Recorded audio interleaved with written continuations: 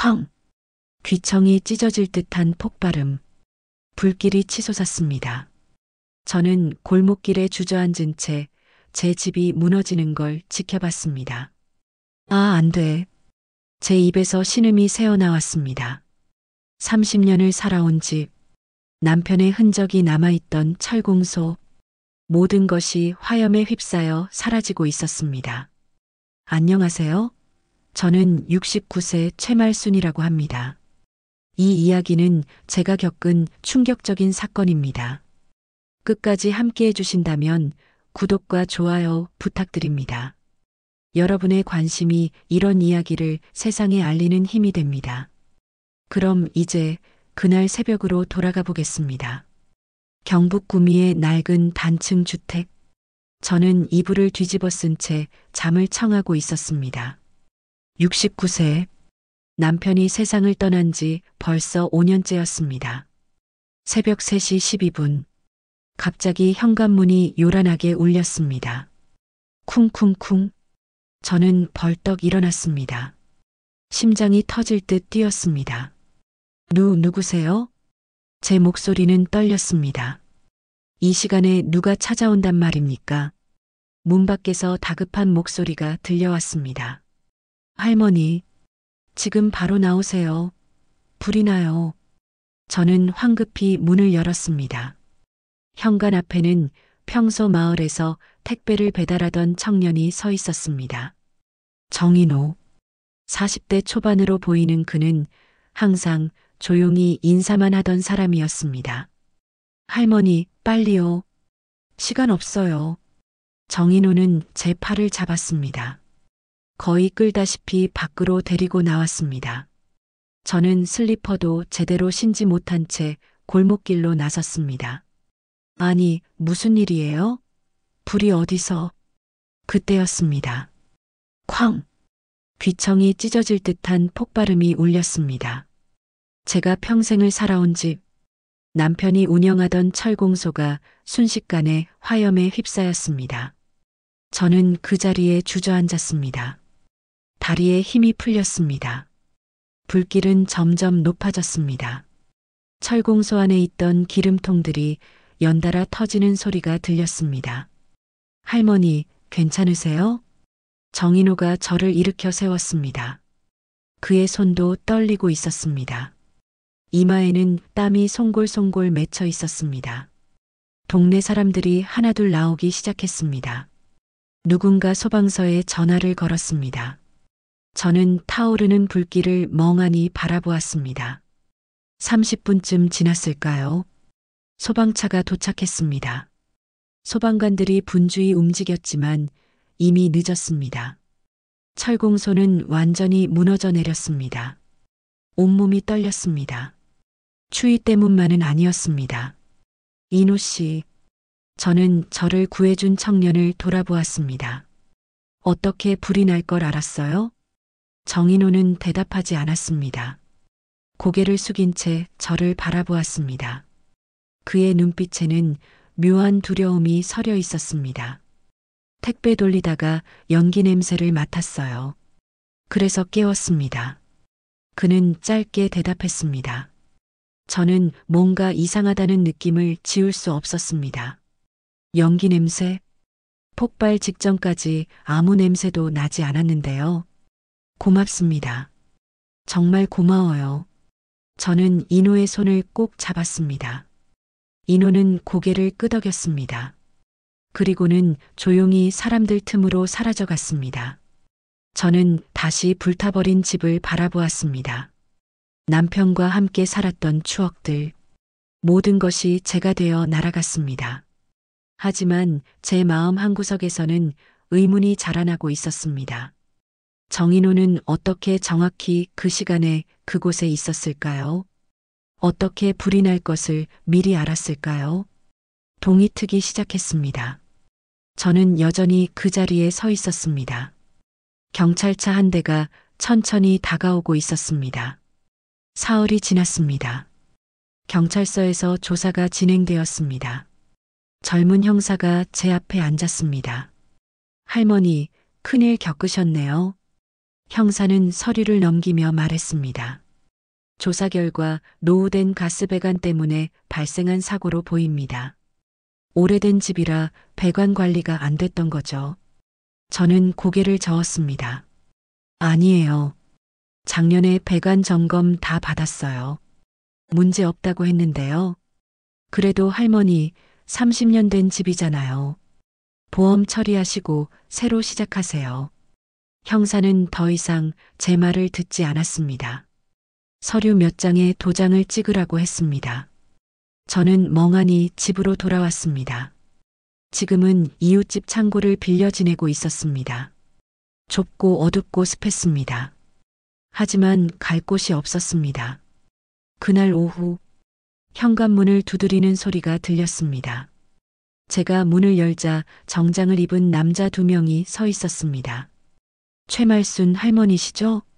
대성건설 보상팀입니다. 남자는 명함을 내밀었습니다. 저는 명함을 받아들었습니다. 이번 일로 너무 놀라셨죠? 저희가 보상금 정리 도와드리려고 왔습니다. 남자는 가방에서 서류 뭉치를 꺼냈습니다. 여기 보시면 토지 보상금이랑 이주 비용 다 포함돼 있어요. 도장만 찍으시면 빠르게 처리됩니다. 저는 서류를 훑어봤습니다. 숫자들이 빼곡히 적혀 있었습니다. 하지만 뭔가 석연치 않았습니다. 왜 건설 회사에서 나온 거예요? 아, 이 지역이 곧 개발구역으로 편입될 예정이거든요. 미리 정리해드리는 겁니다. 남자는 웃으며 말했습니다. 그 웃음이 제 눈에는 차갑게 느껴졌습니다. 난 그냥 살던 집에서 살고 싶어요. 보상은 필요 없어요. 저는 서류를 돌려줬습니다. 남자의 얼굴이 굳었습니다. 할머니, 지금 좋은 제안 드리는 겁니다. 나중에는 이것보다 못 받으실 수도 있어요. 됐어요.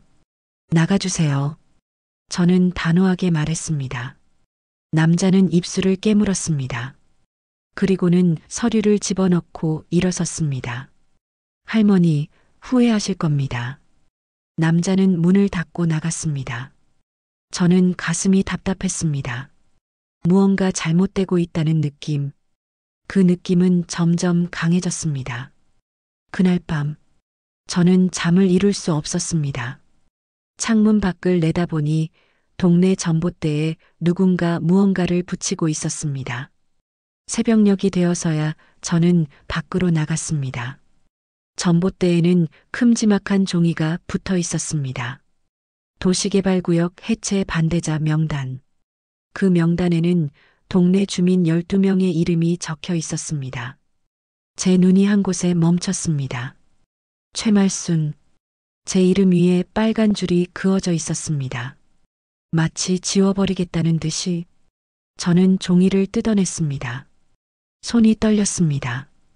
이건 단순한 협박이 아니었습니다. 이건 경고였습니다. 동네는 고요했습니다. 아무도 나와 있지 않았습니다. 저는 홀로 골목길을 걸어 돌아왔습니다. 제 머릿속에서는 생각이 꼬리를 물었습니다. 건설회사는 왜 이렇게 서두르는 걸까요? 사고는 정말 우연이었을까요? 그리고 정인호는 어디로 간 걸까요? 일주일이 지났습니다. 저는 정인호를 찾기 시작했습니다. 그를 만나 직접 물어보고 싶었습니다. 그날 밤 정말 어떻게 된 일인지. 저는 동네 택배 집화장을 찾아갔습니다. 중년 여자가 상자를 정리하고 있었습니다. 저기요. 정인호라는 기사님 계세요? 여자는 고개를 갸우뚱했습니다. 정인호요? 그런 사람 없는데요. 40대쯤 되는 분이요. 이 동네에서 택배 돌리던.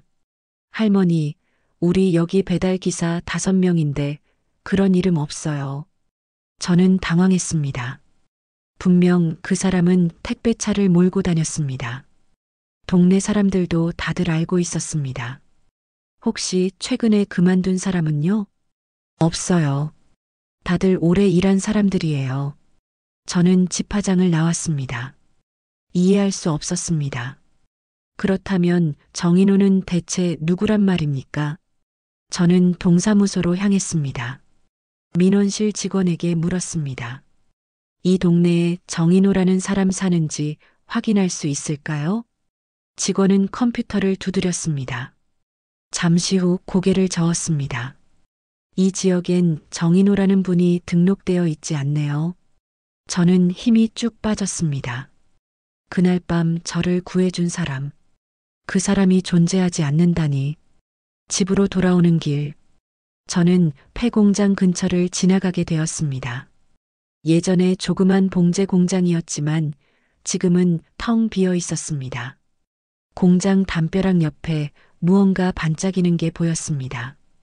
저는 천천히 다가갔습니다. 핸드폰 조각이었습니다.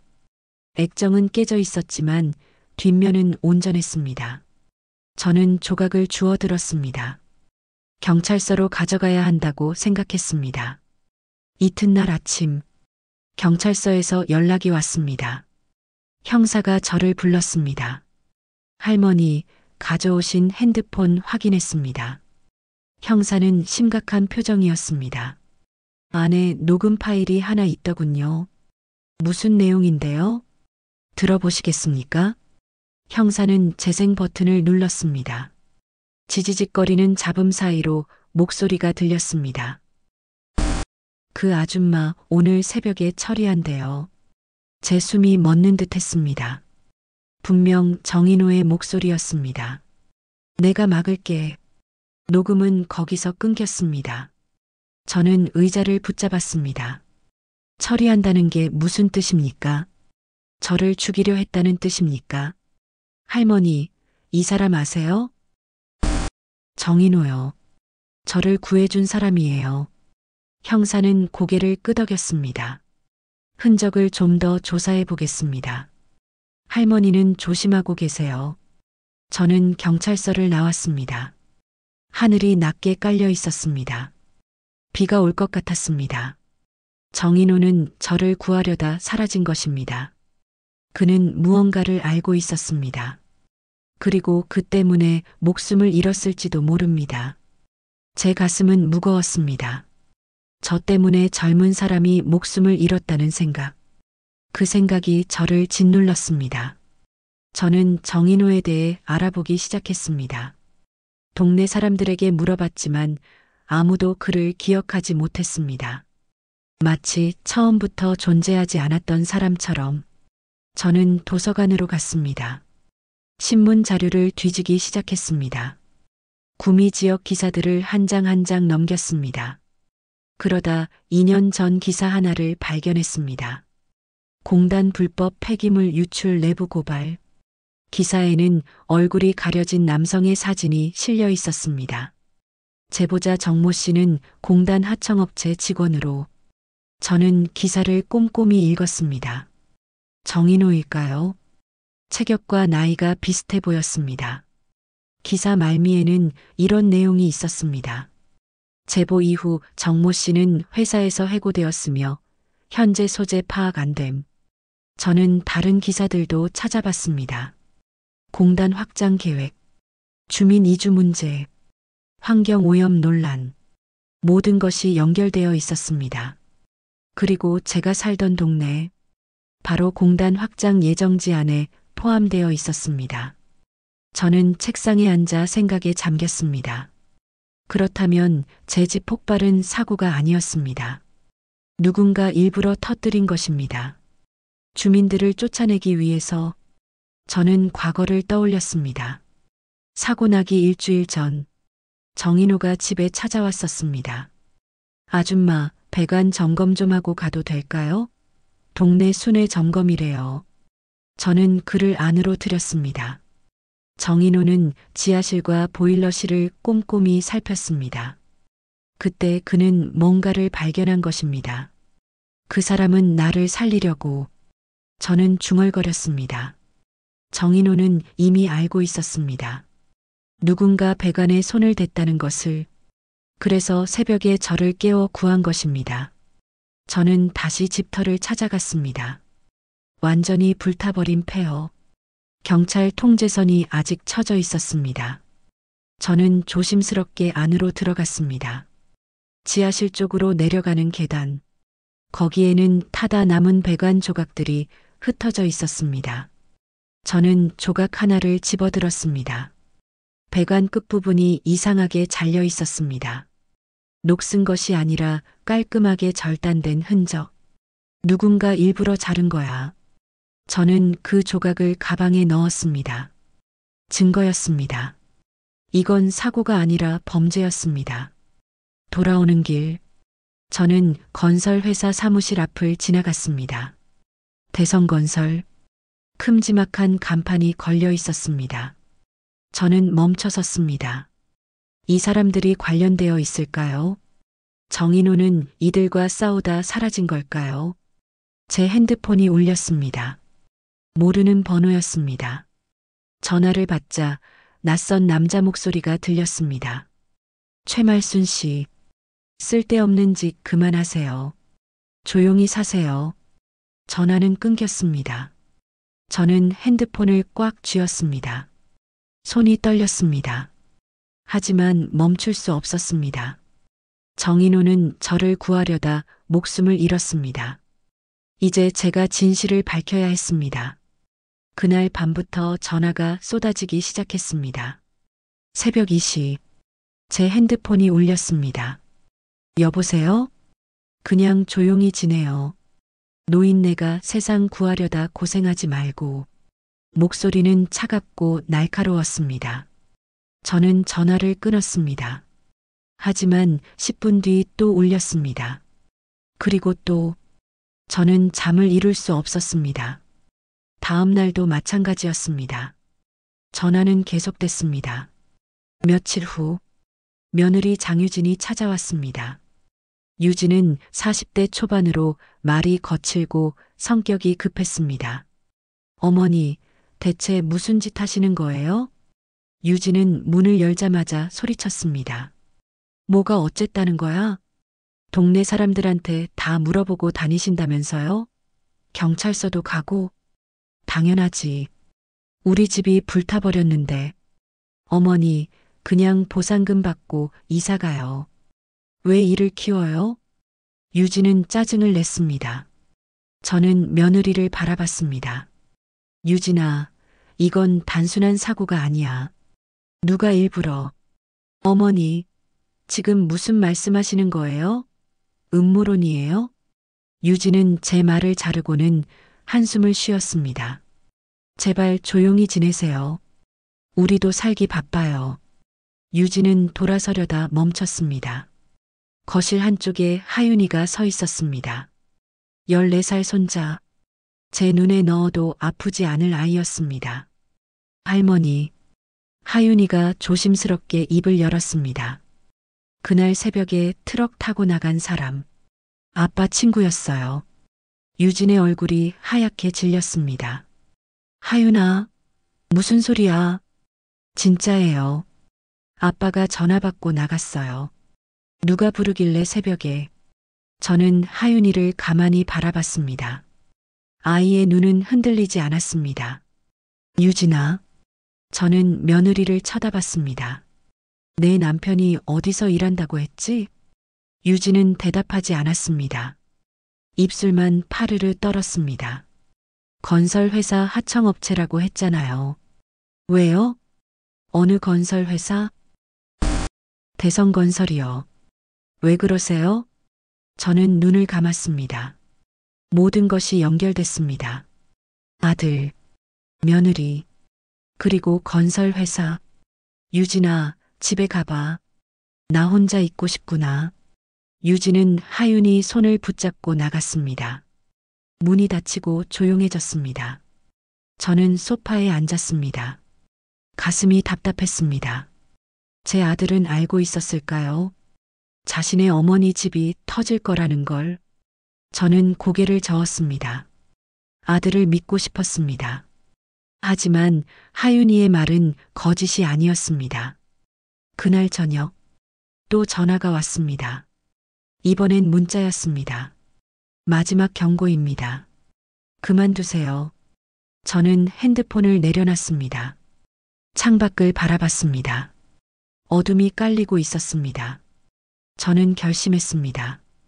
더 이상 물러서지 않겠다고, 진실을 밝혀내겠다고, 정인호를 위해서라도 저는 정인호의 집을 찾아가기로 했습니다. 경찰에게 물어 주소를 알아냈습니다. 낡은 다가구 주택 2층, 페인트가 벗겨진 문 앞에 섰습니다. 노크를 했지만 대답이 없었습니다. 저는 문손잡이를 돌렸습니다. 잠겨 있지 않았습니다. 안으로 들어갔습니다. 먼지가 쌓여 있었습니다. 아무도 산지 오래된 것 같았습니다. 원룸 구조의 작은 방, 침대와 책상이 전부였습니다. 저는 조심스럽게 방 안을 살폈습니다. 책상 서랍을 열었습니다. 몇 장의 서류와 영수증, 특별한 건 없었습니다. 벽장을 열었습니다. 옷가지 몇 벌이 걸려 있었습니다. 저는 옷을 하나씩 치웠습니다. 벽장 뒤쪽 모서리, 테이프로 붙여진 작은 봉투가 있었습니다. 저는 봉투를 떼어냈습니다. 안에는 USB 하나가 들어 있었습니다. 저는 USB를 주머니에 넣었습니다. 집으로 돌아온 저는 오래된 노트북을 켰습니다. 손자 하윤이가 예전에 쓰던 것이었습니다. USB를 꽂았습니다. 파일이 하나 있었습니다. 증거, MP4. 저는 파일을 클릭했습니다. 화면이 켜졌습니다. 어딘가의 회의실 같았습니다. 여러 남자들이 앉아 있었습니다. 정장을 입은 중년 남성들. 테이블에는 서류가 펼쳐져 있었습니다. 이번 구역 정리는 어떻게 할 겁니까? 한 남자가 물었습니다. 주민 몇 명이 버티고 있습니다. 특히 최말순이라는 할머니가 문제예요. 다른 남자가 대답했습니다. 저는 제 이름에 깜짝 놀랐습니다. 그 집 배관 오래되지 않았나요? 네, 30년 넘었습니다. 그럼 간단하죠. 배관 터뜨려 버리면 되잖아요. 자연스러운 사고로 처리하면 됩니다. 제 숨이 멎었습니다. 화면 속 남자들은 웃고 있었습니다. 마치 사람 목숨을 파리 목숨처럼 여기는 듯 했습니다. 시청 쪽 협조는 받았습니까? 물론입니다. 개발 이익이 막대하니까요. 다들 입 다물 겁니다. 저는 떨리는 손으로 영상을 멈췄습니다. 다시 재생했습니다. 남자들의 얼굴을 하나하나 확인했습니다. 한 명은 대성건설 간부로 보였습니다. 명찰이 살짝 보였습니다. 상무 박종철. 다른 남자는 시청 직원 같았습니다. 서류에 구미시청 도장이 찍혀 있었습니다. 저는 영상을 끝까지 봤습니다. 15분가량의 영상이었습니다. 그들은 주민 명단을 보며 하나하나 처리 방법을 논의했습니다. 정인호 씨. 저는 중얼거렸습니다. 그는 이 영상을 찍어 숨겨둔 것입니다. 목숨을 걸고 저는 USB를 빼서 안전하게 보관했습니다. 이건 증거였습니다. 결정적인 증거. 하지만 이걸 어떻게 해야 할까요? 경찰에 가져가도 믿어줄까요? 시청과 건설회사가 다 연결되어 있는데 저는 밤새 고민했습니다. 창밖에는 별이 총총히 박혀 있었습니다. 정인호도 이별을 보았을까요?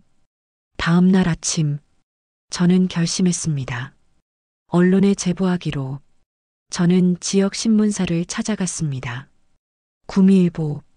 작은 신문사였지만 지역 문제를 다루는 곳이었습니다. 취재부 박미경 기자님 계세요? 저는 접수대에 물었습니다. 젊은 여기자가 나왔습니다. 30대 중반쯤 되어 보였습니다. 네, 제가 박미경입니다. 무슨 일로 오셨어요? 저는 USB를 꺼냈습니다. 이거 좀 봐주시겠어요? 중요한 증거입니다. 박미경은 저를 회의실로 안내했습니다. 노트북에 USB를 꽂고 영상을 재생했습니다. 영상이 끝나자 박미경의 얼굴이 굳었습니다. 할머니, 이거 어디서 구하신 거예요? 사라진 분이 남긴 겁니다. 이 영상을 세상에 알려주세요. 박미경은 고개를 끄덕였습니다. 할머니, 이건 큰 사건입니다. 제대로 취재하겠습니다. 저는 박미경의 손을 잡았습니다. 부탁드립니다. 억울하게 돌아가신 분을 위해서라도 저는 신문사를 나왔습니다. 가슴이 조금 가벼워진 느낌이었습니다. 이제 진실이 밝혀질 것입니다. 하지만 저는 몰랐습니다. 이 선택이 얼마나 위험한 것인지. 일주일 후 구미일보 일면에 큼지막한 기사가 실렸습니다. 개발 비리 의혹, 주민 살해 기도 정황 포착. 기사에는 영상 내용이 자세히 실렸습니다. 건설사 간부와 시청 관계자의 대화, 주민을 내쫓기 위한 계획, 그리고 배관 폭발 지시. 저는 신문을 펼쳐 들었습니다. 손이 떨렸습니다. 드디어 세상에 알려진 것입니다. 오전 내내 전화가 쏟아졌습니다. 다른 언론사 기자들이 취재를 요청했습니다. 저는 하나하나 응대했습니다. 네, 제 집이 불탔습니다. 사고가 아니었어요. 정인호 씨는 저를 구하려다 사라졌습니다. 제 목소리는 떨렸지만 단호했습니다. 저녁 뉴스에도 이 소식이 나왔습니다. 앵커는 엄숙한 표정으로 말했습니다. 구미시 개발 사업을 둘러싼 충격적인 의혹이 제기됐습니다. 화면에는 제 불탄 집 사진이 나왔습니다. 그리고 시청 앞에 모인 시민들. 사람들은 손팻말을 들고 있었습니다. 공단 비리 폭로, 주민 살인 사건 진상 조사하라. 정인호 씨를 기억합니다. 저는 텔레비전을 보며 눈물을 흘렸습니다.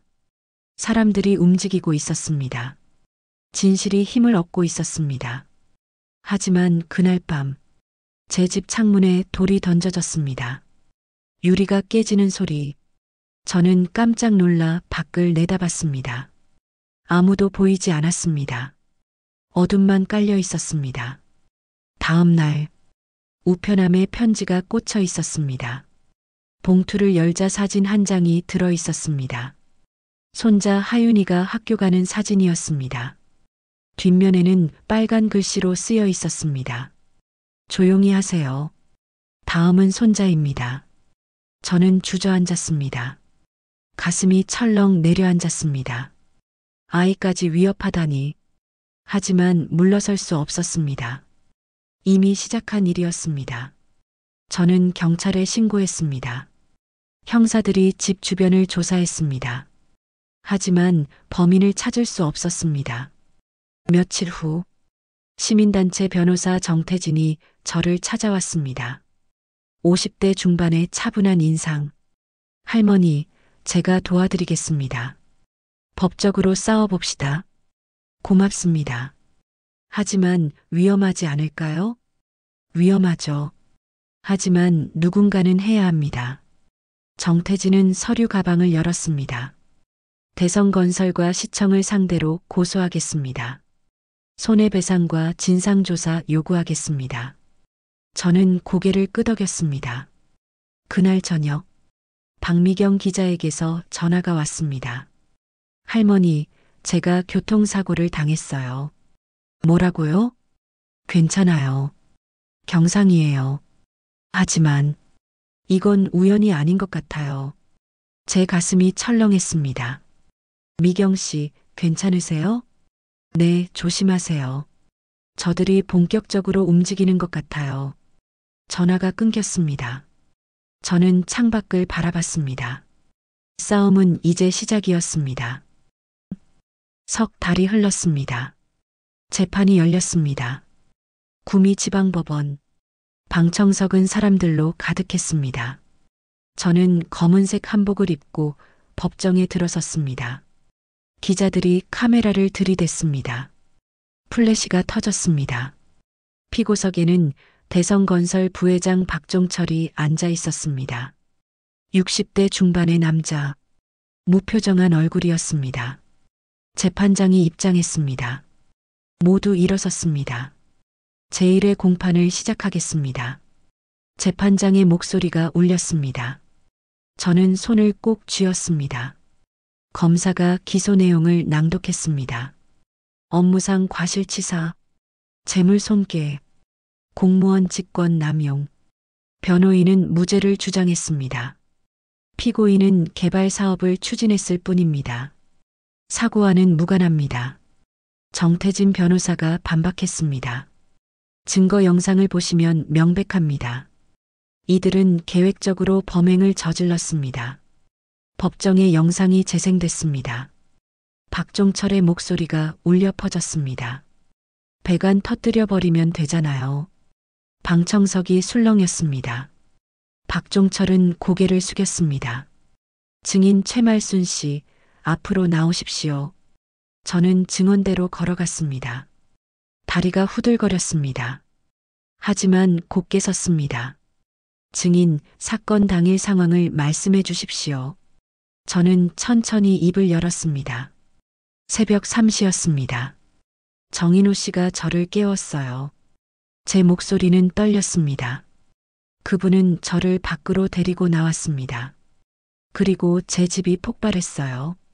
정인호 씨는 지금 어디 있습니까? 사라졌습니다. 저를 구하려다 저는 말을 잇지 못했습니다. 눈물이 흘러내렸습니다. 재판장이 잠시 쉬어가자고 했습니다. 저는 자리로 돌아왔습니다. 오후 심리가 재개됐습니다. 저는 다시 증언대에 섰습니다. 제가 잃은 건 집 한 채가 아닙니다. 저는 또렷하게 말했습니다. 한 사람의 목숨입니다.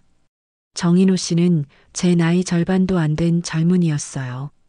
저는 피고석을 바라봤습니다. 그분은 진실을 밝히려 했습니다. 그래서 목숨을 잃었어요. 법정은 조용했습니다. 제 목소리만 울렸습니다. 돈 때문에 사람을 죽여도 됩니까? 개발이 사람 목숨보다 중요합니까? 방청석에서 훌쩍이는 소리가 들렸습니다. 증언대 앞에는 액자가 놓여 있었습니다. 정인호의 사진. 젊은 남자가 환하게 웃고 있었습니다. 저는 사진을 쓰다듬었습니다. 이 사람을 기억해 주세요. 재판은 2달 더 계속됐습니다.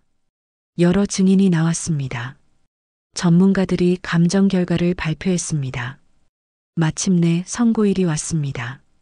법정은 사람들로 가득했습니다. 피고인 박종철에게 징역 5년을 선고합니다. 재판장의 선고가 떨어졌습니다. 방청석에서 박수가 터져 나왔습니다. 저는 고개를 숙였습니다. 눈물이 뚝뚝 떨어졌습니다. 법정을 나서는데 형사가 다가왔습니다. 할머니, 며느리분 소식 들으셨어요? 무슨 소식요? 해외로 도주했습니다. 남편분도 함께요. 저는 힘없이 고개를 끄덕였습니다. 제 아들과 며느리, 그들도 이 사건에 연루되어 있었습니다. 저는 법원 계단에 앉았습니다. 하늘을 올려다봤습니다. 구름이 천천히 흘러갔습니다. 정의는 이겼습니다. 하지만 가족은 무너졌습니다. 1년이 흘렀습니다. 폐허가 된 철공소 자리, 그곳에 작은 공원이 세워졌습니다. 입구에는 표지판이 서 있었습니다. 인호 기념 시민공원. 저는 손자 하윤의 손을 잡고 공원을 걸었습니다. 벤치에 앉았습니다. 봄바람이 불어왔습니다. 공원 한가운데에는 추모비가 세워져 있었습니다. 진실을 위해 목숨을 바친 정인호를 기억합니다. 하윤이 말했습니다. 할머니, 아빠 소식 들었어요? 아니, 아직이야. 저는 손자의 손을 꼭 잡았습니다. 할머니는 아빠 미워하세요? 저는 잠시 말이 없었습니다.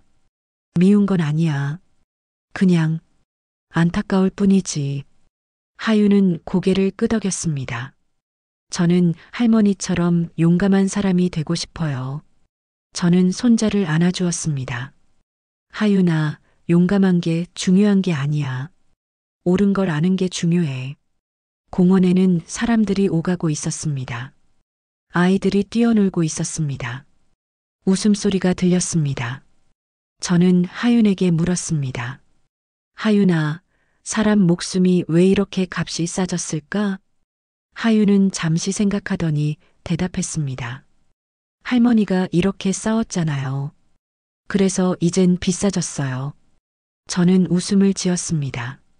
처음으로 마음이 편안해졌습니다. 하늘 위로 새 한 마리가 날아갔습니다. 예전 공장 굴뚝이 있던 자리, 이제는 나무들이 자라고 있었습니다. 저는 하늘을 올려다봤습니다. 인호 씨, 보고 계세요? 제가 이겼어요. 바람이 불어왔습니다. 나뭇잎이 바스락거렸습니다. 마치 대답하는 것 같았습니다. 저는 천천히 일어섰습니다. 하윤의 손을 잡고 공원을 걸었습니다. 벚꽃이 흩날리고 있었습니다. 분홍빛 꽃잎이 저희 위로 떨어졌습니다. 저는 생각했습니다. 앞으로 어떻게 살아가야 할까? 손자와 함께 진실을 지키며. 공원 출구에서 저는 뒤를 돌아봤습니다. 추모비가 햇살을 받아 빛나고 있었습니다. 고맙습니다, 인호 씨. 덕분에 제가 살았어요. 저는 고개를 숙여 인사했습니다. 그리고 손자와 함께 집으로 향했습니다. 새로운 시작이었습니다. 고통스러웠지만 의미 있는 시간이었습니다. 저는 이제 알았습니다. 정의는 쉽게 오지 않지만 포기하지 않으면 온다는 것을. 하윤이 물었습니다. 할머니, 저녁에 뭐 먹을래요? 내가 좋아하는 거 해줄게. 저희는 골목길을 걸어갔습니다. 저녁 햇살이 따스했습니다. 멀리서 저녁 종소리가 들려왔습니다. 제 마음속에는 여전히 그날의 기억이 남아 있었습니다. 새벽 3시에 문 두드리는 소리, 정인호의 다급한 목소리, 그리고 그가 남긴 용기. 저는 그 용기를 이어받았습니다. 그리고 앞으로도 이어갈 것입니다. 하윤에게, 그리고 다음 세대에게. 집 앞에 도착했습니다. 작은 전셋집이었지만 따뜻했습니다. 저는 문을 열고 안으로 들어갔습니다. 부엌에서 저녁을 준비하며 저는 창밖을 내다봤습니다. 별이 하나둘 떠오르고 있었습니다. 인호 씨도 저 별 중 하나가 됐을까? 저는 혼잣말을 했습니다. 하윤이 옆에서 말했습니다. 할머니, 저기 제일 밝은 별이 정인호 아저씨일 거예요. 저는 손자를 안아주었습니다. 눈물이 흘렀지만 행복했습니다. 진실은 밝혀졌습니다. 정의는 실현됐습니다. 그리고 삶은 계속됐습니다. 저는 이제 알았습니다. 싸움은 끝났지만 기억은 영원하다는 것을. 정인호는 사라졌지만 그의 용기는 남았다는 것을. 그날 밤, 저는 오랜만에 편히 잠들었습니다. 꿈속에서 정인호를 만났습니다. 그는 웃고 있었습니다. 잘하셨어요, 아줌마. 저도 웃으며 대답했습니다. 고마웠어요. 새벽이 밝아왔습니다. 저는 눈을 떴습니다. 창밖에는 새들이 지저귀고 있었습니다. 새로운 하루가 시작됐습니다.